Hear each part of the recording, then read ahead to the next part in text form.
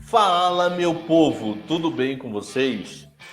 Vamos hoje para mais um Cenários 2022 e hoje vamos conversar sobre o setor de varejo com duas lendas do setor de varejo no planeta, Andy Kawamoto, agora o outro vai ser só Carlos, que eu não vou pronunciar isso nem por nada, Kamalakian. Então vamos lá. A primeira pergunta que eu quero fazer, que é uma pergunta que muita gente está se fazendo, e provavelmente vocês já escutaram isso em algum lugar, alguém questionando vocês. O que está acontecendo com Magazine Luiza e com Via Varejo? Magazine Luiza está caindo no ano algo próximo de 76% e Via Varejo algo próximo de 67%. O que ocorre? Vamos lá, Andy? Quer começar? Vamos lá? Olha, Cabral, acho que é um composto aí de um cenário.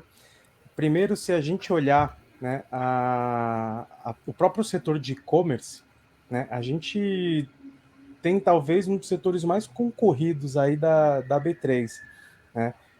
Enquanto uma Shopee da vida não precisa, né, de rentabilidade na operação de varejo, que ela consegue queimar caixa à vontade por conta da operação de games dela, ganhar mercado à vontade. O e-commerce, se a gente parar para pensar, ele representa aí 15%, 20% do potencial do total do varejo, na verdade, né?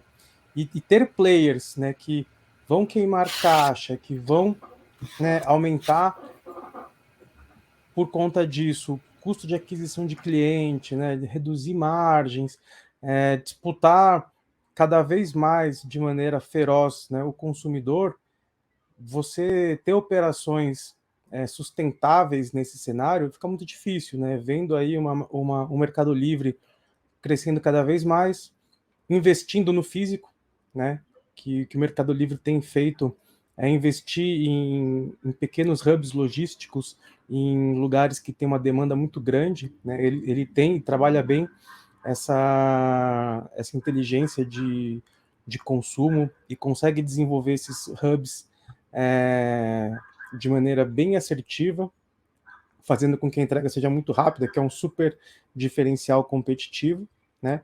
Enquanto Magazine Luiza e Via Varejo, essa última que ainda não tem uma operação, né, tão eficiente, elas sempre tradearam aí com um certo prêmio, né, por conta de um crescimento que estava super, hiper tranquilo, e à medida que você vê o teu potencial consumidor mais endividado, né, num cenário aí de juros aumentando, de inflação, a tendência é de que ou esse crescimento ele reduza, né, ou as margens fiquem pressionadas, e entrando um concorrente aí como o Shopee, por exemplo, e a própria pandemia, ela fez com que toda a operação ela tivesse que se ajustar, né, para o e-commerce. Então a gente teve uma enxurrada também do pequeno e do médio disputando esse share aí digital, né? Então acho que agora o mercado deve ajustar um pouco mais, né, esse prêmio aí de crescimento para essas companhias, e o grande X da questão é saber quem que vai conseguir crescer e ganhar mercado nesse cenário, né, com margens boas, com mix bom, né, sem aumentar o teu custo de aquisição para continuar crescendo. Fechou, Carlos. E Carlos, eu só quero um complemento em relação à resposta dele, o seguinte: quando a Amazon entrou no Brasil, Magalu também sofreu demais. Será que quando a Shopee está entrando, não está exagerando nesse desconto da Magalu? Só para complementar a pergunta. Eu acho que não está exagerando, primeiro porque a gente viu a Shopee lá fora levantando muito capital em dólar, então ela tem muito poder de fogo para utilizar aqui no Brasil, coisa que, primeiro, a Via Varejo não tem, a Via Varejo não tem balanço para entrar nesse jogo de continuar pagando múltiplos paralelo com a Amazon. Ela demorou, teve até um estudo aí que ela demorou 10% para ganhar uma participação de mercado relevante. A Shopee já estão falando que em um ano ela já vai bater essa participação de mercado. Então, assim, o pessoal está se perguntando, faz sentido a gente pagar na Magalu um prêmio, sendo que talvez esse crescimento não vai se perpetuar ou não vai ser tão fácil daqui para frente?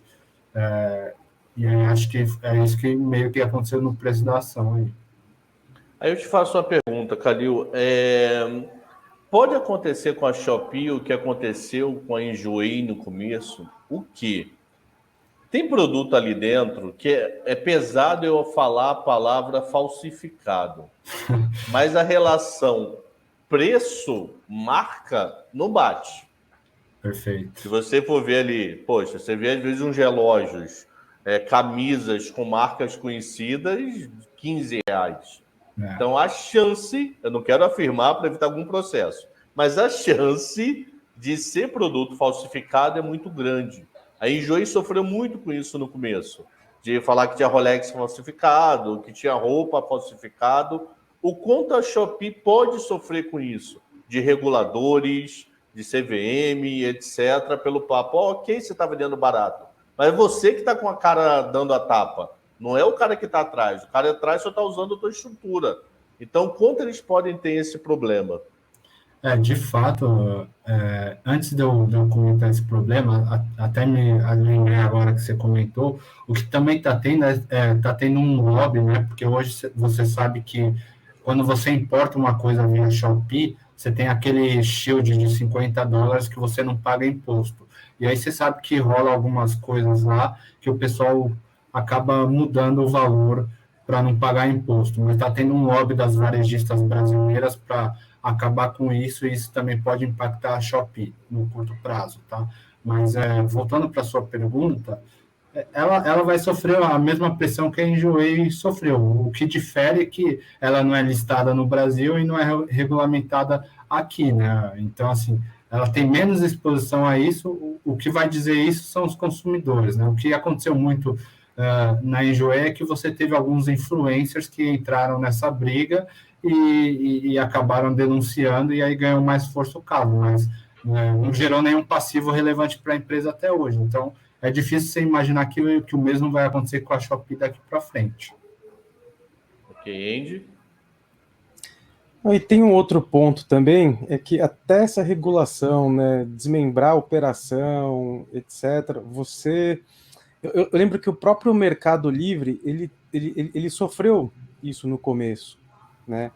Mas, de fato, ganhou share, né? E você convencer o consumidor, né, que está, nesse caso, utilizando o preço como um decisor, né, para um fator de não compra, eu não sei se, na prática, isso impacta mesmo para ele. Né? Dificilmente uma parcela, acho que bem reduzida do share da taxa de conversão ali, vai levantar essa bola na hora de pensar no motivo de não compra. Então, assim, complementando tudo isso que o Calil colocou, na prática eu acho difícil disso se concretizar em uma ação, né, ou em uma barreira de entrada mais eficiente, assim. Vou fazer uma pergunta para vocês, que a pergunta vocês também devem perceber a mesma coisa no dia a dia. Eu, sábado, me desloquei dentro de São Paulo, numa região de aproximadamente 15 quilômetros, e numa sequência somente indo. Eu não fiquei indo, voltando. Era uma rua, peguei uma rua, uma sequência grande de ida. E nessa sequência, eu consegui encontrar com 3 vans do Mercado Livre. E pelo desenho que eu estava, não era a mesma. Não era do tipo, encontrou e esbarrou com a mesma, não. Pelo fato de ninguém ter me ultrapassado, nenhuma delas, eu encontrei 3 vans do Mercado Livre, literalmente. A pergunta que eu faço, de bem assim, não conhecedor do Mercado Livre como seu operacional, essa logística de entrega muito rápida, de toda hora eu ver uma van na rua do Mercado Livre. Eu chego em casa, tem a van ou aquela Fiorino, que é o menorzinho. Isso está conseguindo ser rentável para o Mercado Livre ou ela está querendo se posicionar, mesmo sabendo que ela pode estar perdendo dinheiro nesse momento, se posicionar para todo mundo falar, viu, o Mercado Livre entrega rápido, e ela acabar tomando esse mercado? Como é que vocês estão enxergando isso? Eu não, num primeiro momento, não é tão rentável quanto você imagina, e eu acompanho o Sequoia também, até o discurso deles não dá para eu entrar em guerra no capital, que o preço aqui é muito competitivo e eu vou acabar perdendo dinheiro. O que acontece é que o Mercado Livre ele tem muito volume, então ele acaba netando esse efeito com o que ele põe de volume para rodar, né? Então, da maneira que a gente enxerga aqui, né? Uma vez que você tem uma compra definida, você tem uma taxa de utilização ali do que você vai pôr na van, no caminhão, enfim, que quanto mais você colocar lá dentro, o seu custo está dado. Então, você tem que rentabilizar isso de um jeito. Obviamente que nem todas as corridas vão ser rentáveis, mas não é isso que eles estão focando, né? Obviamente que você tem a maioria ali das coisas que eles já estão entregando em até 48 horas. Isso tem aumentado muito a conversão das pessoas que acabam comprando lá e até de vendedor que prefere vender no Mercado Livre porque o giro é muito maior. Então, é muito mais um efeito de melhorar a experiência do comprador e do vendedor que, eventualmente, vai netar esse efeito ou vai diminuir a queima de caixa que ele está tendo em todo esse esforço aí. Entende? E só complementando, não, concordo total com o Calil, quanto maior, né, o valor agregado da carga, mais fácil ele neta isso também. Eu fiz uma experiência, eu comprei uma geladeira via Mercado Livre, chegou em menos de 24 horas. É impressionante, assim, a marca que deixa da experiência da compra, ela é muito positiva, né? E o tempo de entrega é um fator de não compra no e-commerce, né? E aí o pessoal fala também sobre Amazon, etc. Tal. Esse é um dos motivos que a Amazon talvez ela também não esteja tão empenhada em focar tanto no mercado nacional, né? Porque ela sabe que tem esse custo, um custo alto. Talvez ela não esteja pensando em se posicionar dessa forma aqui, porque ela sabe do custo que tem e de como o Mercado Livre está disposto, né, a continuar trabalhando essa escala. E eu acredito que a operação do Mercado Livre, cada vez mais, ela tende a netar e talvez ela até fazer com que essa operação logística também seja rentável para ela. Hoje em dia é muito mais comum a gente ver carro do Mercado Livre do que do Correios, né? É impressionante, né? Só, você falou desse caminho que você fez, Cabral, numa via de mão única.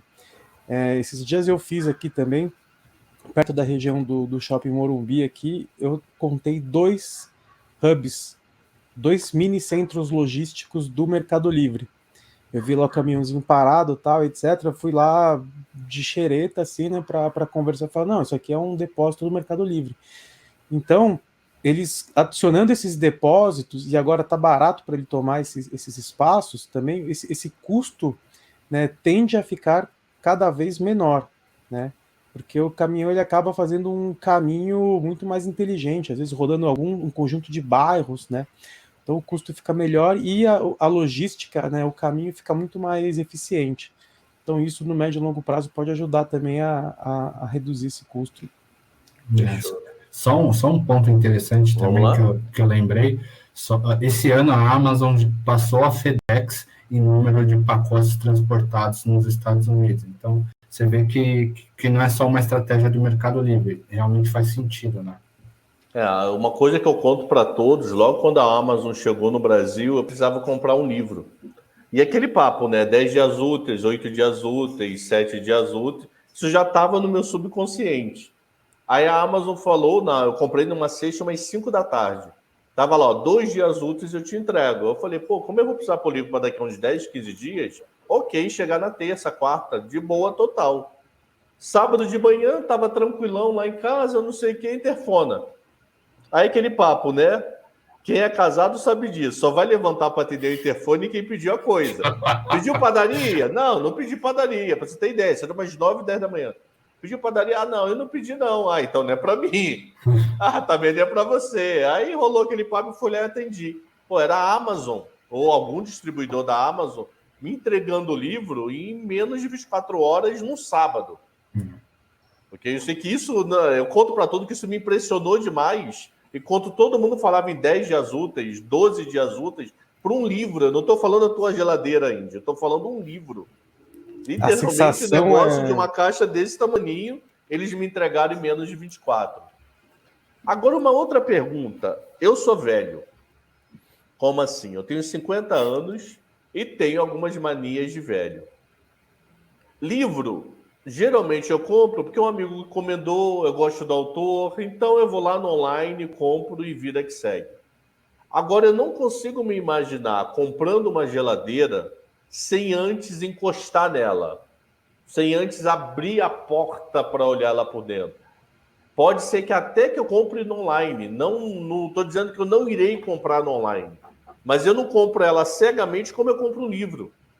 Porque eu sei que aquele livro, o autor é bom, o livro é legal, vale a pena. O que algumas fazem? Colocam um parágrafo, um capítulo lá de grátis para eu dar uma olhada. Putz, essa é a linha que eu quero, eu vou lá e compro.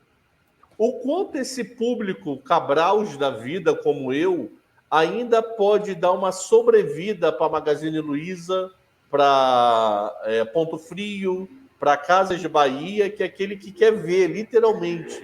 Ele não vai comprar de cara.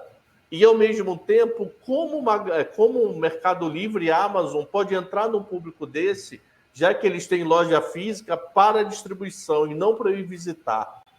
Então, como resolver esse problema? Ou do tipo, Cabral, você é 0,5% da estatística, esquece, segue a vida. Vamos lá, Andy. Vamos lá. Eu penso da seguinte forma, Cabral. Eu acredito que é muito mais fácil o Mercado Livre criar uma experiência omnichannel, né, tendo o braço logístico e o e-commerce muito bem desenvolvido, do que o contrário, tá? De qualquer forma, o próprio produto em si, né? Eu fiz uma pesquisa recente indo em Casas Bahia e Ponto Frio. Se você vai na operação hoje, né, a própria venda que ela é efetuada na operação, por exemplo, dentro de um shopping, ela é incentivada a ser realizada de maneira digital, online, ali dentro. Por quê?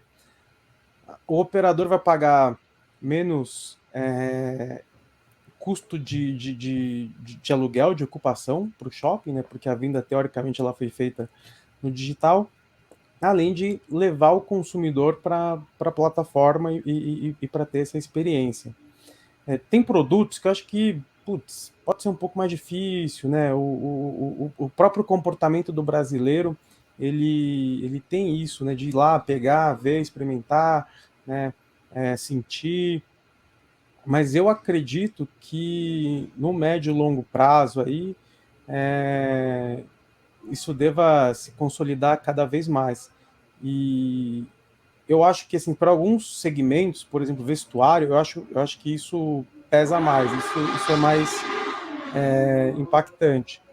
Agora, para outros segmentos, eu acredito que cada vez mais a gente vai ter, né, a comodidade falando um pouco mais alto. E também isso não te impede de olhar em qualquer operação, né, seja na Via Varejo, seja na Magazine Luiza, no físico, para ir conhecer o produto e depois fazer uma pesquisa online e comprar naquele que te der melhor vantagem competitiva, preço, parcelamento ou tempo de entrega. Fechou. Calil? Eu concordo em partes com o Andy, né? Acho que tem alguns pontos aí, né? Primeiro, acho que a parte da população que compra cega esses equipamentos vai perdurar, só que essa população ficou 2 anos em casa e acabou se digitalizando. O que acontece por ser um item caro, né, sensível a preço, o que vai acontecer é que talvez esses players mais digitais vão surfar uma onda de usar as lojas físicas só para o cara ir lá, ter essa experiência e aí ele voltar para online e comparar preço, tá? Eu acho que não dá para ignorar que a gente ficou 2 anos em casa só olhando o celular e todo mundo, de uma forma ou de outra, acabou aprendendo a navegar por esse mundo. Acho que vai fazer sentido se ainda ter uma loja física para ter o primeiro contato com esse cliente que ainda resiste, mas, de novo, por ser um item de preço mais sensível ao bolso do consumidor, eu acho que é inegável que ele vai querer pesquisar online uma coisa que ele pode ter uma economia muito maior. E aí é outro ponto, né, que você comentou, quanto pode dar um fôlego. O problema é que a gente não sabe ainda, de fato, o quanto que a pandemia adiantou essas compras desses itens mais caros, como geladeira, fogão, nesses 2 anos, e que talvez não vai ser isso que vai mover o e-commerce daqui para frente, vão ser outras coisas. Então, acho que esse é um ponto que talvez também pesa um pouco quando o pessoal pensa de um Magazine Luiza via varejo. Tem só para complementar, Cabral, se eu não me engano, de 2020 para 2021, o público que mais cresceu proporcional em compras online foi 50+, né? Que mostra esse avanço, né, meio que obrigatório, né, dessa população, desses novos entrantes nesse mercado. Mas eu fiz o que o Calil falou. Eu fui lá, olhei, achei bonito, legal, gostei do modelo J. Aí cheguei em casa, aonde J é mais barato? J é mais barato na loja B. Então fui lá na loja B e comprei. Eu não comprei o J só olhando para o micro. Entendeu? Então isso eu assumo. E foi simplesmente um micro-ondas, nada além de um micro-ondas. Mas eu senti falta de ir lá olhar, ele existe mesmo, sabe? Pode ser coisa de 50+, não vou nem discutir isso. Mas eu senti falta tá, legal, gostei, então onde é que tem preço? Vou fazer uma pergunta para vocês. O setor de varejo, o 2020, sem dúvida, teve uma grande ajuda do auxílio emergencial, tá? Então, tivemos R$600 distribuído para 20, 30 milhões de pessoas, depois isso reduziu, mas nós tivemos uma grande distribuição. E nós estamos começando agora no Natal, provavelmente o governo acredita que semana que vem já consiga distribuir o complemento de novembro, porque ele já pagou novembro 200 e pouco, então mais 100 e alguma coisa, e a partir daí, ad eterno, R$400, né? Porque qual é a chance... já se passou a medida que ia ser definitiva, mas qual é a chance numa campanha eleitoral ano que vem alguém falar, você vai matar R$400 em dezembro? Não, virou definitivo. O quanto isso pode ajudar a dar um respiro no setor de varejo para ano que vem? O quanto isso pode ajudar o setor em si ou não? A inflação já correu tanto esse número que o setor de varejo não vai ter uma discrepância assim a favor, uma coisa tão boa como teve em 20 com os R$600.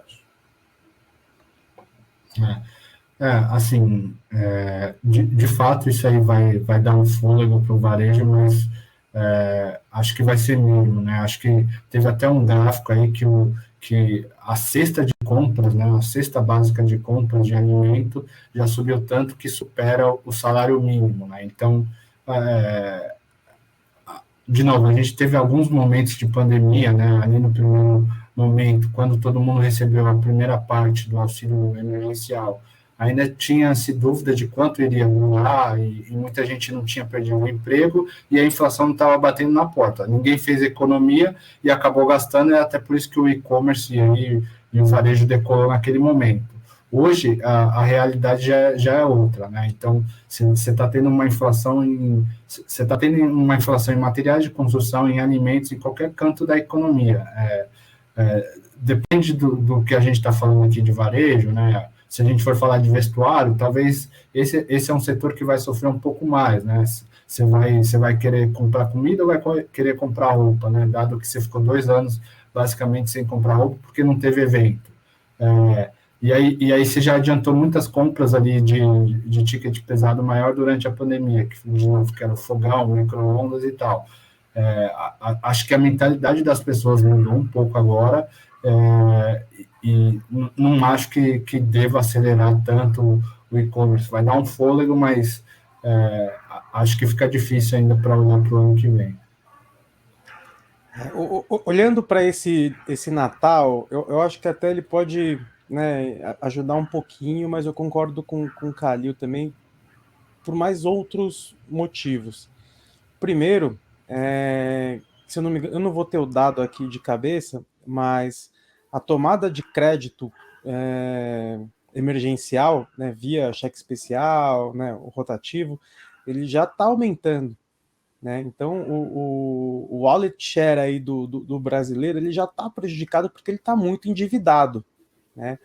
E como o Calil falou, 2020, 2021, ele fez as compras de ticket médio pesado, né? Tá pagando, vai continuar pagando, de repente, aí mais um ano e meio, né? E a renda dele tá assim, comprometida. Por quê? A gente também tá vendo uma política que, por hora, né, tende a contrair um pouco a atividade econômica. E, se eu não me engano, os serviços já veio um pouco abaixo do consenso, né? E, pô, isso é a maioria do PIB no Brasil. Então, a gente tem o brasileiro endividado, né? Conseguiu aproveitar bem o auxílio, né? Olhando dessa forma, olhando para casa, comprando, né, artigos para casa, eletrônicos, trocando a geladeira, o fogão, etc. Agora está comprometido com essas parcelas, está pagando, mas de uma maneira muito rápida, ele já está tomando, né, crédito no curto prazo, que é o mais caro que tem. Então, isso tem que ligar um alerta aí, né, porque isso é importante. Esse também é um motor das varejistas, né, pelas financeiras.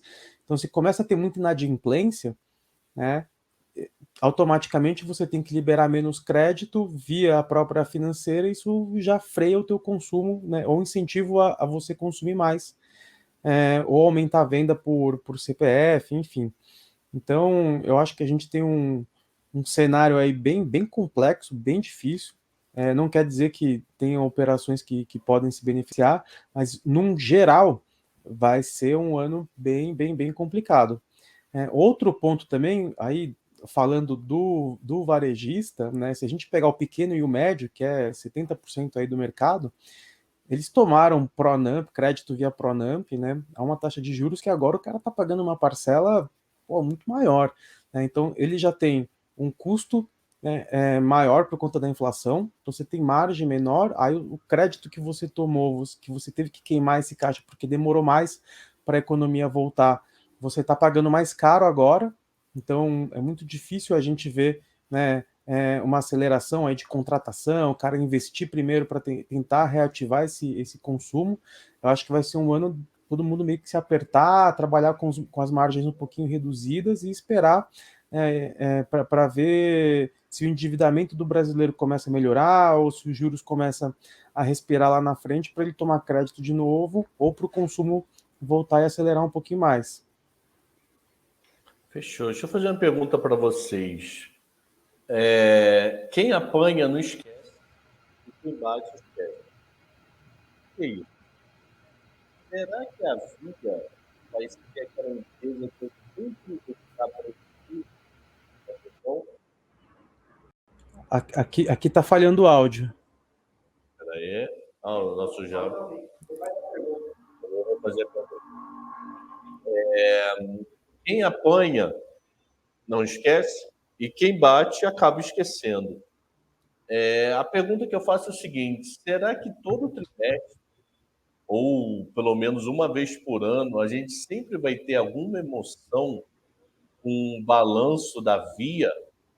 Agora surgiu do nada um rombo de 1 bi, sei lá, de funcionário, que veio do além. Pô, surgiu. O que vocês acham disso? Acho que, não sei, eu não sei nem o que falar de um caso desse. Me ajudem. Quer começar aí, Calil?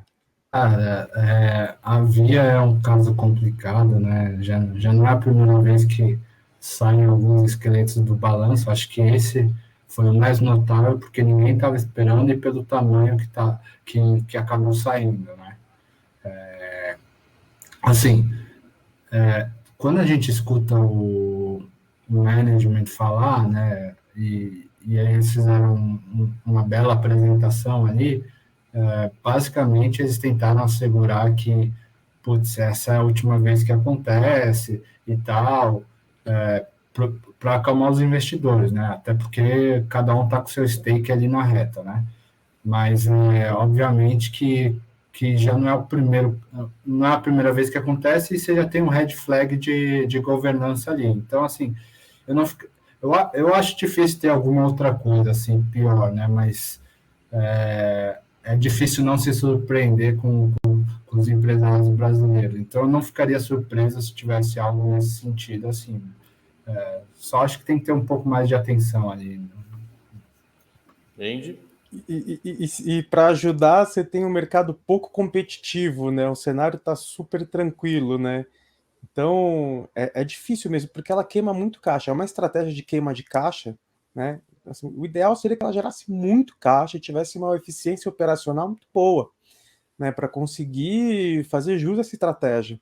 Eu até acho que um equívoco da companhia foi ter entrado nessa briga, né? Até porque ela era super bem posicionada em loja física, em ponto físico. Talvez se ela utilizasse essa estratégia própria de reabertura ou de reposicionamento, utilizando as próprias lojas, né, como um hub, um atendimento regionalizado, né, no raio de, de domínio, aí, de proteção de cada operação, talvez ela pudesse até performar um pouco melhor, com custos muito mais reduzidos, de maneira muito mais eficiente, mas quis entrar nessa briga, e aí eu acho difícil, né, olhando para os players aí que a gente tem, dela ser a que está mais preparada, né? Hoje eu acho que ela é que está menos preparada entre todas as companhias que a gente tem. A própria Lojas Americanas, você vê, ela diversificou bem o ramo de atuação com hortifruti, né? Começou a trazer algumas inovações, e a Via Varejo, eu não sei, eu fico pouco seguro, né, para me posicionar, sendo que a qualquer momento, né, pode vir uma surpresa aí. Essa foi absurda, né? Deixa eu fazer uma pergunta para vocês. José Mendonça de Barros, ele fala que na cabeça dele o mundo é dividido em 4 grupos. Países que já se desenvolveram, países que estão em desenvolvimento, a Argentina e o Japão. Aí perguntaram para ele, por que a Argentina e o Japão? O Japão tem tudo para dar errado. Tem terremoto, tem tufão, tem inverno rigoroso, tem tsunami e é uma das maiores potências do mundo. A Argentina tinha tudo para dar certo. Solo fértil, água em abundância, frio controlável, boa carne, mas é Argentina. Por que essa pergunta? Que eu sinto isso na Americanas. Americanas, para mim, tinha tudo para dar muito certo. Mas quando você vai na Americanas, você vê calcinha misturada com chocolate, junto com a promoção de DVD que não vende há séculos, do lado de fralda. É assim, você vai... A poluição visual na loja americana é uma loucura. Para mim, loja americana só tem uma função: setor de doce. Eu vou lá, compro 3 barras por R$10, passo no caixa e vou embora. Vou lá e compro M&M na promoção, 2 por 15, passa no caixa e vazo.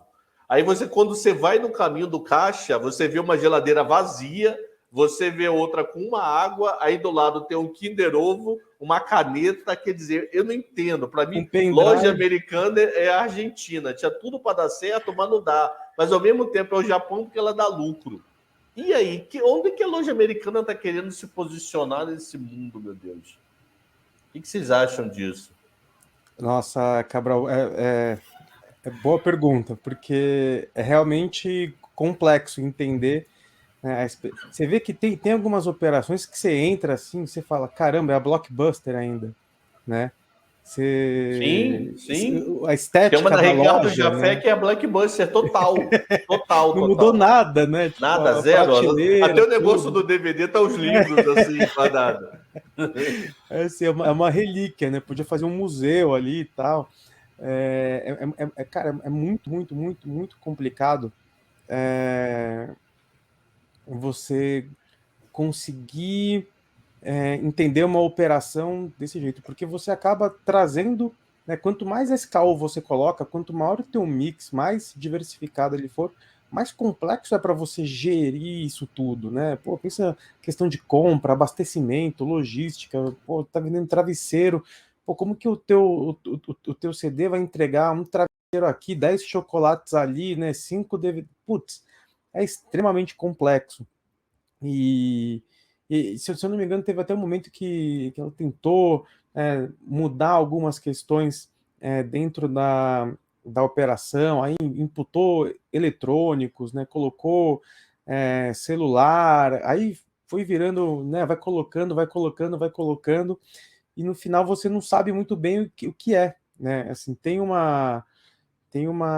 quanto mais opção você dá para o seu consumidor, mais confuso ele fica. Então, você não sabe direito quem que você está atraindo.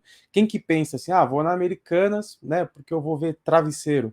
Então, você não cria referência, né, de destino, que eu acho que é o pior negócio nesse setor, né? Você vira muito mais uma opção de compra de impulso, né?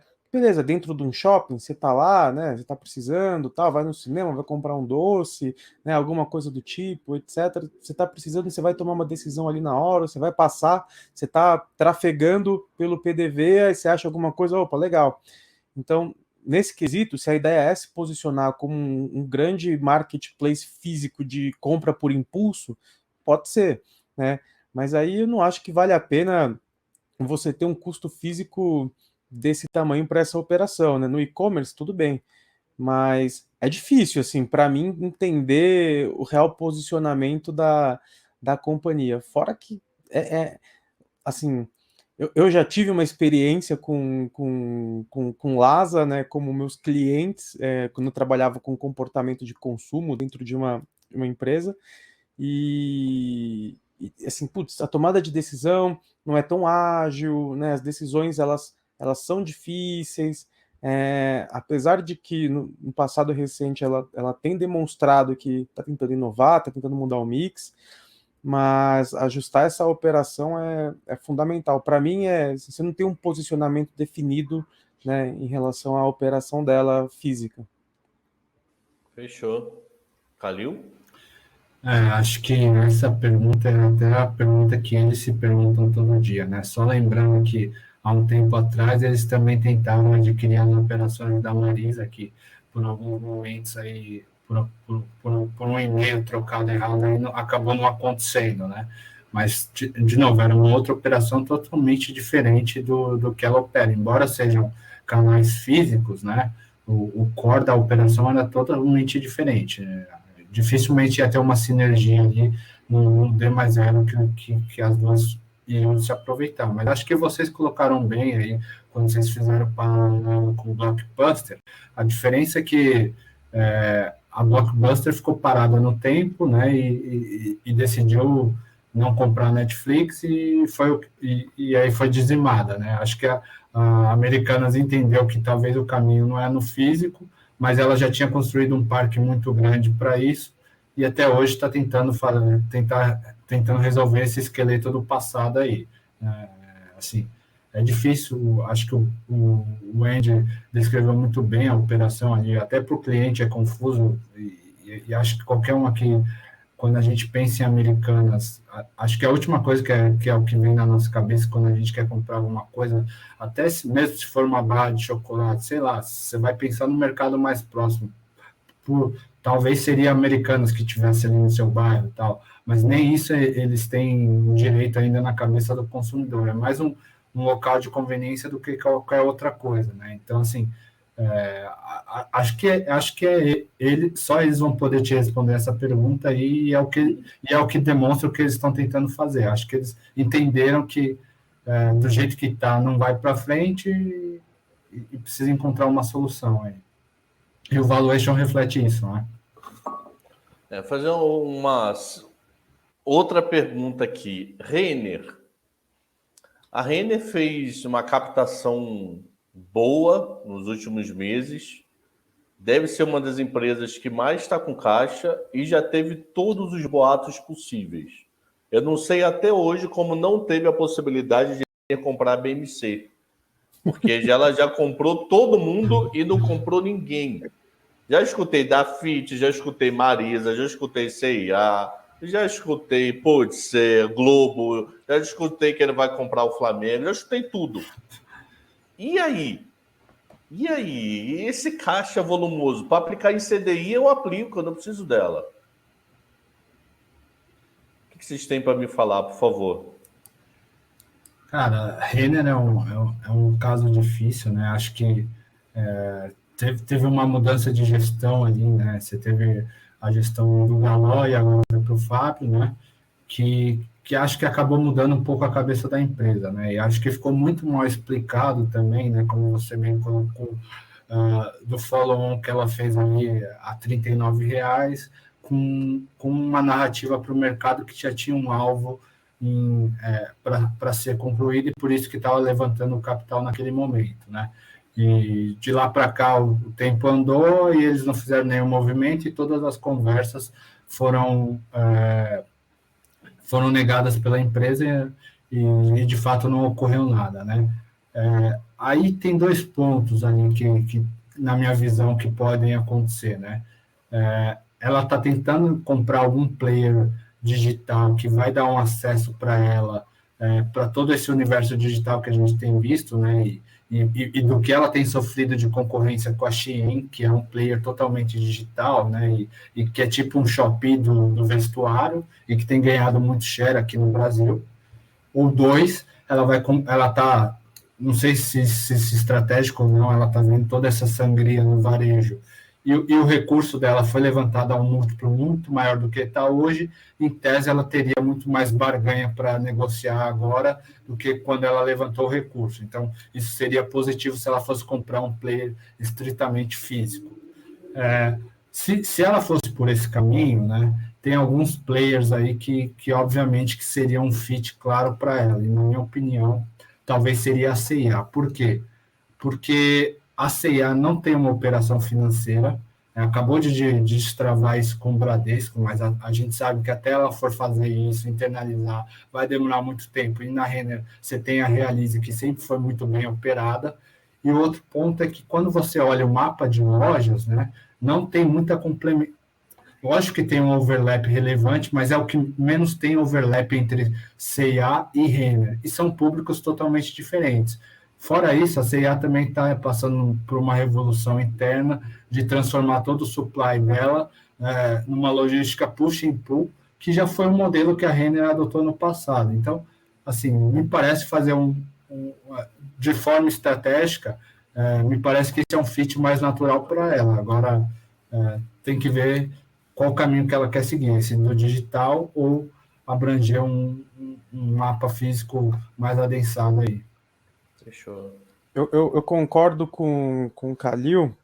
Eu adicionaria aí em possíveis players a Marisa também. Diz que a Marisa e CIA e a da FIT e a Privale. Eu sempre escutei, toda hora estavam desses quatro. Mas eu concordo com a visão de que eu acho que ela, assim, se ela for entrar nessa competição também, né, digital, vai ter que queimar caixa, vai ser essa mesma estratégia que a gente vê que é um pouco arriscado, e talvez ela se consolidar no físico, né, e aí sim, putz, agora que o varejo, principalmente o pequeno e o médio, estão, né, buscando ali subir na superfície da água para respirar, ela está com esse poder de compra, ela consegue se consolidar de uma maneira incrível, porque ela pode cada vez mais se posicionar muito mais perto de uma Zara, por exemplo, e ter uma outra marca de ataque para trabalhar na base e no meio da pirâmide, né? Então, ela seria aí, né, uma gigante e conseguiria penetrar em todas as camadas dentro de vestuário no Brasil. A C&A também, putz, operacionalmente melhorou muito, né? O próprio trabalho de mix dentro das lojas, a Marisa também com esse modelo novo que vai começar a ser implantado agora, está vendendo aí 30%, 40% mais. Então, as duas empresas têm muito mais sinergia na minha visão também, e concordo, assim, eu acho que ela, assim, o mercado está penalizando porque tá, né, ficou esse vai, não vai, vai, não vai, mas talvez ela possa, né, estar sendo bem prudente e inteligente de fazer uma aquisição a um preço bem mais amigável e ainda assim, né, ficar com uma posição de caixa. Então, se ela conseguir executar, vai ser uma baita jogada. Fechado. Pessoal, estamos indo para a reta final e eu quero fazer uma pergunta que eu fiz para o pessoal que veio analisar setores. Para quem for de macro, eu não teria como fazer essa pergunta. Calil, que ação brilha os olhos que eu não poderia deixar de ter ou acompanhar em 22? Mas você está falando do setor específico de varejo ou... Varejo que você quiser. Varejo completamente aberto, de moda, eletrodoméstico, varejo. Perfeito. Acho que, na verdade, são duas das minhas preferidas. Acho que nesse valuation aguenta muito desaforo. Obviamente que o carrego vai ser ruim pelos motivos que a gente falou aqui, que o consumo vai estar um pouco mais afetado, mas acho que vale acompanhar C&A e Guararapes aí. Acho que tem um desconto muito grande para a Renner. Elas aproveitaram essa pandemia aí para resolver alguns problemas internos. Cada uma das duas tem uma especificidade que está resolvendo, né? E acho que lá para 22, final de 22, 23, quando o consumo voltar, a gente vai começar a ver uma melhora muito boa do operacional das empresas, que vai se traduzir em uma empresa muito mais rentável do que a gente viu no passado. Fechou. Andy? Eu também gosto dessas operações, mas eu vou falar duas diferentes aqui para a gente enriquecer o mix, né? Uma é Vulcabras.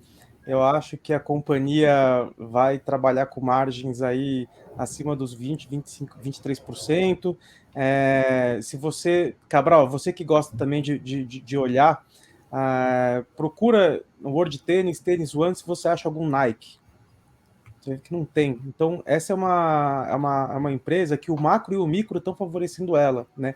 E a própria Fisia, ela tem uma estratégia agora, a Fisia é a operação da Nike aqui, né, dentro da Centauro, que ela foca em estabelecer a margem num patamar, então ela vai trabalhar num posicionamento de preço maior de Nike, via canais próprios, né, o próprio Nike.com, operações próprias da Nike, e isso está abrindo um espaço gigantesco para ser preenchido por Vulcabras, que com a entrada da Mizuno, né, ela vai conseguir trabalhar com margens melhores, né, olímpicos e toda a fábrica nova, ela fez todo o CAPEX, tem o que há de mais novo aí de tecnologia na fábrica nova, autossuficiente energeticamente, com energia eólica a partir do ano que vem, fez um super centro de distribuição em Extrema, se eu não me engano, e é uma companhia que tem um posicionamento estratégico muito interessante de rotatividade de estoque, ganho de vitrine do varejista, né? Ela entrega em D mais 30 praticamente, enquanto a Nike você precisa comprar uma grade inteira e vai te entregar em 8 meses, ou seja, vai matar o fluxo de caixa do varejista. Então eu estou super, hiper otimista aí com o Vulcabras. Eu acho que vai ser uma das companhias que mais vai ganhar share nesse cenário. E uma outra exposição aí ao setor de varejo, no caso, né, de alimentos, muito por conta de algumas mudanças que a empresa tem desenhado. Se ela entregar, né, um pouquinho só do que está prometido, eu acho que ela pode se beneficiar bem, consolidar bem, é IMC. Apesar de ser um setor com margens bem complexas, difíceis, ela conseguiu diversificar a operação dela com expansão da operação americana, então ela tem um hedge de sazonalidade muito interessante, que no meio do ano lá bomba e ajuda bastante na margem. A companhia está focando em KFC, Pizza Hut e frango assado, isso vai ser o futuro da companhia, muito provavelmente, se ela conseguir vender as operações que derrubam, né, o faturamento, o EBITDA e a margem para baixo, ela tende a tradar em um outro valuation, e ela está extremamente barata também, né, para valer só o que a operação americana está valendo no preço de tela. Eu acho que tem uma margem aí de segurança bem interessante. Então, essas duas ações eu ficaria de olho aí no próximo ano. E o fluxo comercial, que a gente não viu ainda na reabertura, né, impacta muito no almoço executivo, que em alguns shoppings é 70% do faturamento de praça de alimentação, que ela ainda não teve. Fora que ela se consolidou muito bem no online. Aí. O KFC hoje, se eu não me engano, é a marca de frango frito que mais vende por habitante na América Latina. Então, aqui no Brasil, ela expandindo cada vez mais, ela tende a se consolidar como uma das grandes vencedoras aí desse cenário que é bem difícil, bem complicado, como o Calil pontuou. O frango assado eu só tenho um pequeno receio, que eu acho que a rua tem que voltar forte, a autoestrada, né? Então, para poder ela conseguir dar um respiro. E sobre a Vulcabras, eu não sei, eu tenho uma dúvida, eu não faço essa pergunta porque eu não tenho coragem. Se a minha esposa prefere eu ou a Mizuno. Eu não tenho coragem de fazer essa pergunta para ela, porque eu tenho medo de tomar no meio da lata. Eu prefiro o tênis de Mizuno do que você. Então, eu prefiro não perguntar. Se você entra lá em casa com qualquer tênis diferente de Mizuno, vai comprar assim comigo, comprar essa droga. Ela me dá esporro, maluco, é sério. Aí, eu fui modesta, a partir de agora, qualquer compra aí. Vamos, vai. Decide que tênis eu tenho que comprar. Tudo é Mizuno lá em casa, em matéria de tênis, né? Roupa, eu nem sei se tem roupa Mizuno, eu não lembro. Tênis sim, mas eu não lembro se tem vestuário. A operação de vestuário forte dela é Under Armour, que também ajuda a aumentar a margem. Mas a Mizuno, a partir do ano que vem, ela fica 100% dentro da Vulcabras. Ela ainda está trabalhando com a sobra aí da operação que estava na mão da Alpargatas. Então, assim, a gente deve ver cada vez mais a Mizuno ganhar mais share também, mais vitrine, mais força, ser melhor trabalhada. E eu acho que o Vulcabras aí é um carrego bem interessante. É uma das minhas maiores posições, inclusive. Estou acreditando bastante no case. Fechado. Povo, primeiro eu quero agradecer por vocês terem aceitado o convite. Agradecer pela participação, pelo papo. Só que agora eu vou mudar de assunto. E ainda vou continuar conversando com vocês mais 5 minutinhos. Como eu recebi aqui pessoas de vários setores, saúde, varejo, macroeconomia, China, Estados Unidos, criptomoedas, eu recebi de tudo. Falei, poxa, como eu fazer a mesma pergunta para todos? Não tem como. Então eu tenho que sair do CNPJ e ir para o CPF. Então agora são perguntas para o CPF de vocês, e essas perguntas aí sim eu consigo ter uma abordagem de todo o programa. Andy, me ajuda. Que livro eu não posso deixar de ler em 22? Boa pergunta, mas um livro que Qualquer um amigo meu me indicou, que eu achei muito, muito, muito, muito bacana, chama The King of Oil, o Rei do Óleo, né? Eu não terminei ainda, mas... Você sabe? Eu posso pegar depois para... depois você me avisa, eu coloco na descrição do vídeo. Boa. Esse meu amigo, ele é trader de commodities em Chicago e conta a história, né, de praticamente como surgiu, né, o contrato futuro de petróleo, de como esse trader ele meio que negociou, colocou na mesa, né, tipo, povos historicamente inimigos para negociar em prol do óleo, tudo que o óleo, né, desenvolveu em relação à economia, a questões geopolíticas e tudo que moveu de interesse no mundo. Eu achei muito interessante, estou começando a ler agora, ele me indicou e, putz, assim, eu tô bem pego assim na história. Não terminei de ler, mas eu já estou indicando porque eu gostei bastante. E foi ele que criou o contrato futuro de petróleo no final. Chama Rei do Óleo. Deixa eu ver aqui o autor. Quando você vê, Calil, um livro, por favor.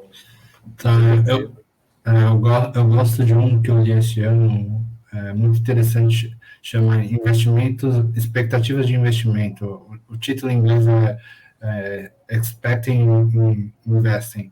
É um livro o autor é o Michael Mangostin, né? Um cara até conhecido na comunidade de Value Investing, mas basicamente esse é meio que um livro que ele traz um pouco de valuation junto com narrativa, né? Então, basicamente, ele acaba comentando ali como que a gente acaba ancorando certos valuations e que o cenário ideal, talvez você deveria fazer diversos cenários para entender o que o preço da ação ali, qual o cenário que ela está te refletindo, porque às vezes a gente está comprando alguma coisa só porque a gente ancorou um valuation no passado, mas a gente está botando uma expectativa futura de um crescimento perfeito. Foi um aprendizado aí porque a gente viu esse ano aí com todas essas techs e que tinha um crescimento acelerado aí. Fechou. Peguei aqui, Daniel Amann, o autor, conta a história do Mark Rich. Vale a pena. Muito, muito, muito bacana. Fechou. Kalil, se você pudesse bater um papo com uma pessoa que você nunca conversou na vida, mas que ela esteja viva e não tem problema de barreira da língua, vai ter um tradutor, vai ter alguém para te ajudar, quem você conversaria e por quê? Cara, essa é uma pergunta difícil, hein? Mas eu acho que eu conversaria, talvez com o Elon Musk, não sei. Acho que ele criou uma empresa ali com uma expectativa de futuro tão grande que eu queria entender realmente se ele é um prodígio que vai salvar a gente ou se é bullshitagem, né? Enfim, acho que seria uma conversa interessante com ele.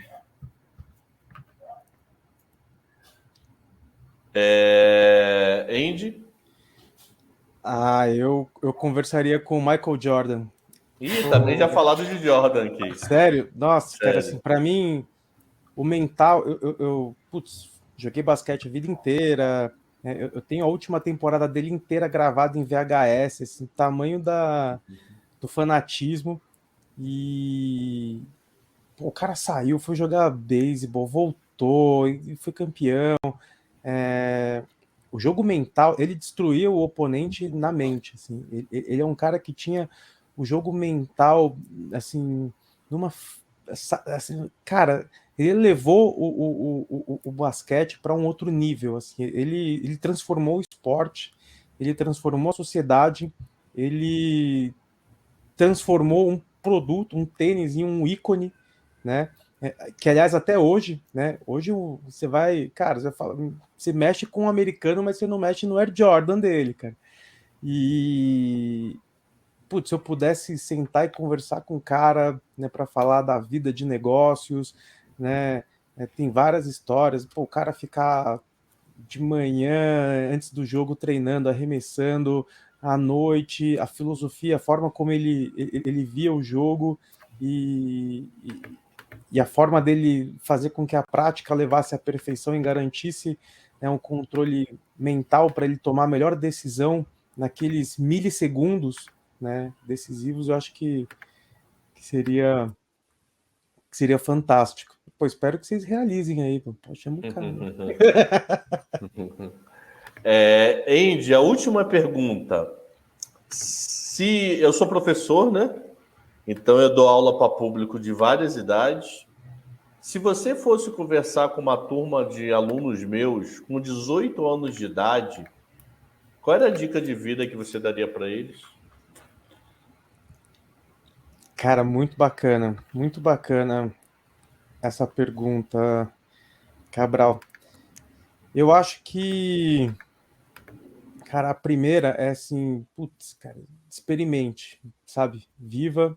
Eu tive experiências empreendedoras com a cara e com a coragem, aprendi, né, muito, converse bastante com as pessoas, cara, seja sempre o mais burro da mesa, né, estude sempre, cara, seja esponja, absorva com todo mundo, seja humilde, né, e cara, evite o máximo a zona de conforto, se sinta incomodado se você se sentir, sabe, no comodismo, por algum momento, evite a zona de conforto a qualquer custo. Fechou. Calil? Eu acho que eu falaria, talvez, independente da área ou interesse de cada indivíduo do seu grupo de alunos, que tente desempenhar o seu máximo, assim, o seu máximo também é diferente do máximo da pessoa do seu lado, não necessariamente no relativo você tem que ser melhor que ele ou não, e acho que uma dica valiosa aí que todo mundo fala, mas, sei lá, talvez não é tão colocado em prática, trazer o efeito composto, de juros compostos que a gente vê no financeiro para qualquer coisa da sua vida, né? Seja conhecimento ou não, qualquer coisa que você melhorar 1% ou 0,01% ao dia e você manter uma disciplina é muito importante, qualquer coisa que você quer fazer, ao fim de um período tão longo, você vai ver como vai fazer diferença isso na sua vida. Tem um livro muito bom que fala disso, que é o The Compound Effect. Vale a pena também. Então, mais uma recomendação. Pegamos 3 livros na live de hoje. Então, dupla, poxa, muito obrigado aí pelo bate-papo. 1 hora de conversa. Aprendemos bastante aqui. Bom 2022 para vocês. E até as próximas bate-papos aí, gravações sobre o tema, né? E vamos acompanhar com carinho C&A, Guararapes, Vulcabras, que aí se eu falar para minha esposa, ela vai mandar no seu saco. Aplica o dinheiro das meninas de Vulcabras, não tem nenhum não. Boa. Fácil, se ela souber. Quando ela assistir isso daqui, ela vai falar, porque a gente já aplica em nome das filhas. Ela já Vou tem mandar posições. Um postal lá na sua casa, Cabral. Aplica Vulcabras. E MC para ano que vem. Povo, muito obrigado. Até uma próxima. Valeu, eu que agradeço. Tamo junto. Bom ano aí para todos nós. Boas festas. Um abraço. Valeu. Um abraço. Então esse foi mais um Cenários 2022 que nós conversamos sobre o setor de varejo. Até um próximo programa.